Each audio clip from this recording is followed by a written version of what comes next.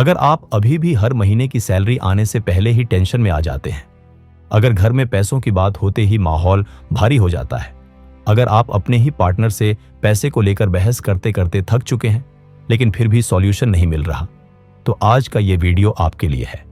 क्योंकि सच्चाई ये है कि ज्यादातर रिश्ते प्यार की कमी से नहीं, पैसों को लेकर कंफ्यूजन से टूटते हैं। और हो सकता है आप भी यह सोचते हो कि बस थोड़े और पैसे आ जाएं तो सब ठीक हो जाएगा। लेकिन मैं आपको आज एक ऐसी बात बताने वाला हूं जो शायद किसी ने साफ शब्दों में नहीं बताई। और अगर आपने इसे समझ लिया तो न सिर्फ घर के झगड़े खत्म होंगे, बल्कि वही पैसा जो अभी टेंशन दे रहा है, वही आपकी जिंदगी में शांति और सम्मान लेकर आएगा। इसलिए इस वीडियो को आखिर तक जरूर सुनिए और कमेंट में अभी मैं अपने घर में शांति और समृद्धि चुनता हूं लिख दीजिए, ताकि आप खुद अपनी नई शुरुआत का इरादा मजबूत कर सकें। अब एक सच्चाई से शुरुआत करते हैं। पति पत्नी के बीच जो सबसे ज्यादा अनकही दूरी बनती है वह अक्सर पैसों को लेकर बनती है।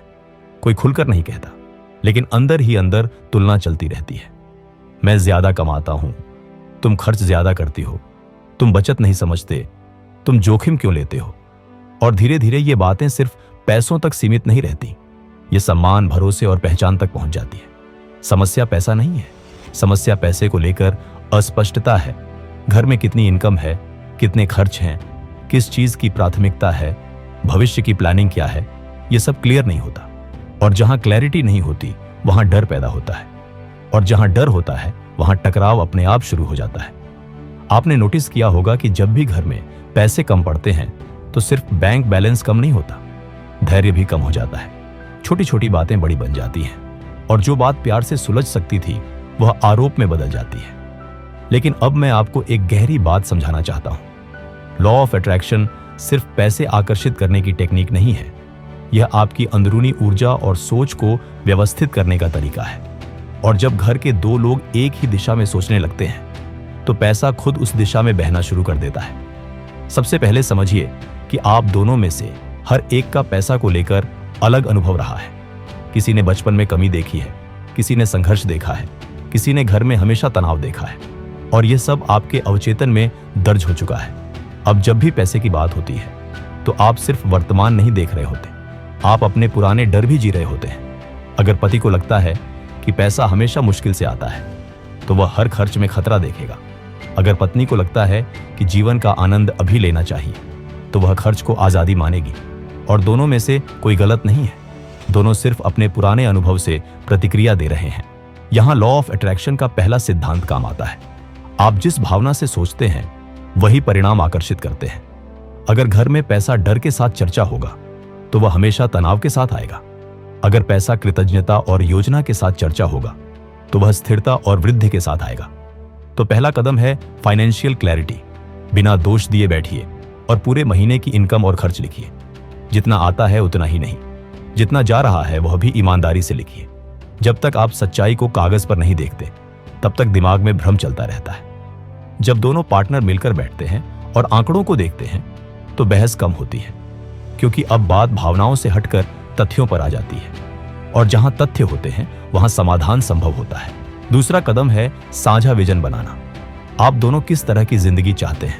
सिर्फ अमीर बनना है ये विजन नहीं है, बल्कि कितनी बचत चाहिए, किस उम्र तक घर चाहिए, कितनी यात्राएं करनी है, बच्चों की पढ़ाई कैसे प्लान करनी है, यह सब स्पष्ट होना चाहिए। जब विजन साझा होता है तो खर्च भी साझा जिम्मेदारी बन जाता है। अब बात आती है ऊर्जा की। अगर हर दिन आप दोनों सिर्फ कमी पर ध्यान देंगे, इतना कर्ज है, इतना कम है, इतना खर्च हो गया, तो आपका दिमाग अवसरों को नहीं देख पाएगा। लॉ ऑफ अट्रैक्शन का मतलब है पहले अपनी फ्रीक्वेंसी बदलना, कमी से ध्यान हटाकर संभावनाओं पर लाना।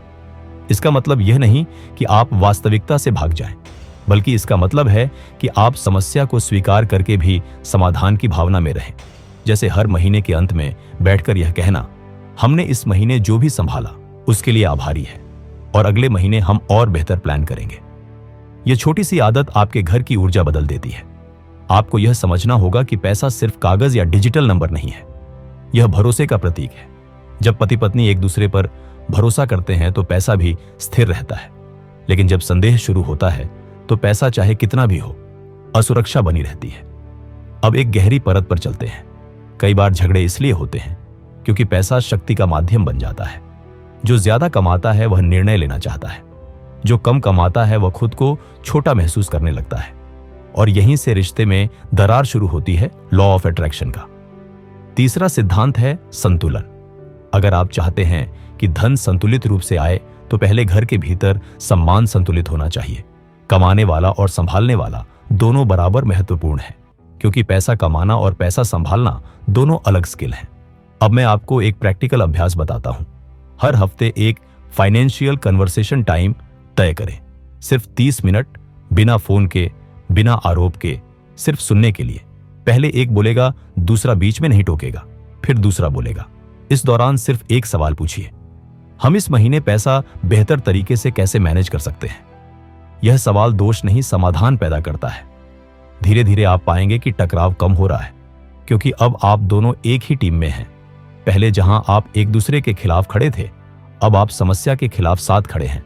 अब बात करते हैं मनचाहा धन आकर्षित करने की। जब घर में शांति होती है तो दिमाग रचनात्मक बनता है, नए आइडिया आते हैं, अतिरिक्त आय के अवसर दिखते हैं।